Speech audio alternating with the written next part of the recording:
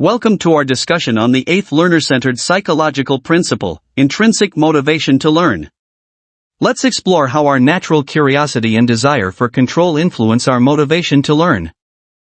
So previously, I discussed how important our emotions and motivations is in our learning, especially our motivations. But, the question now is, what kind of motivation? There are two types of motivations, extrinsic and intrinsic motivation. Extrinsic motivation comes from external factors or rewards. When students are extrinsically motivated, they engage in a task not because they find it inherently enjoyable or interesting, but because they expect to receive something in return, such as grades, praise, or other forms of recognition. Example: a student might study hard for a test primarily because they want to receive a high grade or because they want to avoid being punished for poor performance. Their motivation is driven by the external reward of good grades or the avoidance of a negative consequence. Intrinsic motivation, on the other hand, comes from within the individual. It's the drive to engage in a task for its own sake, out of interest, curiosity, or personal satisfaction. Students who are intrinsically motivated are eager to learn because they find the subject matter interesting or enjoyable. Example: a student might spend hours working on a science project because they are genuinely fascinated by the topic and enjoy the process of discovery. They are not primarily focused on the grade they will receive but on the satisfaction of learning something new and challenging themselves. On a personal level, you might also consider achievement of personal goals as something intrinsically motivating. Like for me, I would like to make sure that all my younger siblings will be able to finish their studies, because that is something very important for me, especially for my late mother. That goal is the fulfillment of my promise to her.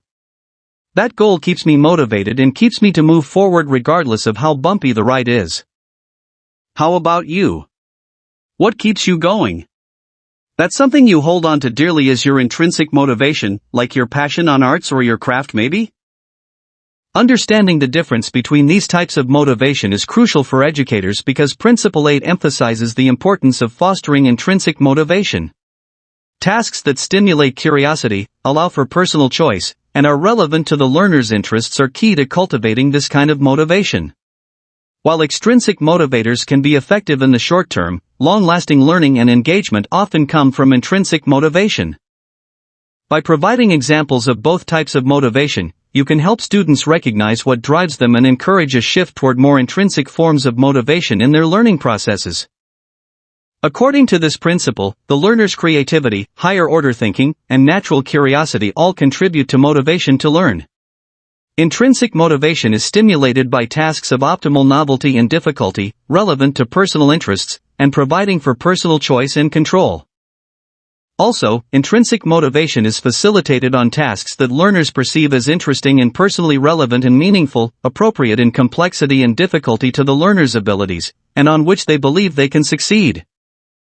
Another example of this. A music student practices playing the guitar for hours not because of external rewards but because they genuinely enjoy mastering new songs and techniques. Their intrinsic motivation helps them persist through challenges. Creativity, higher-order thinking, and natural curiosity are strong indicators of intrinsic motivation. These elements show that a learner is deeply engaged in the learning process. Knowing all these, what is our role now as teachers? Teachers can support intrinsic motivation by encouraging curiosity and creativity, designing tasks that are appropriately challenging, allowing students to have a say in their learning, and tailoring activities to individual interests and abilities.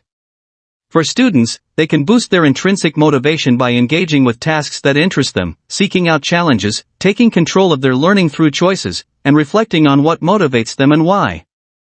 And of course, know your passion, as this will help you identify what keeps you motivated.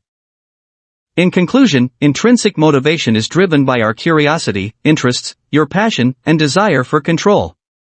When learners' needs for competence and control are met, their motivation and learning are significantly enhanced. Thank you for watching.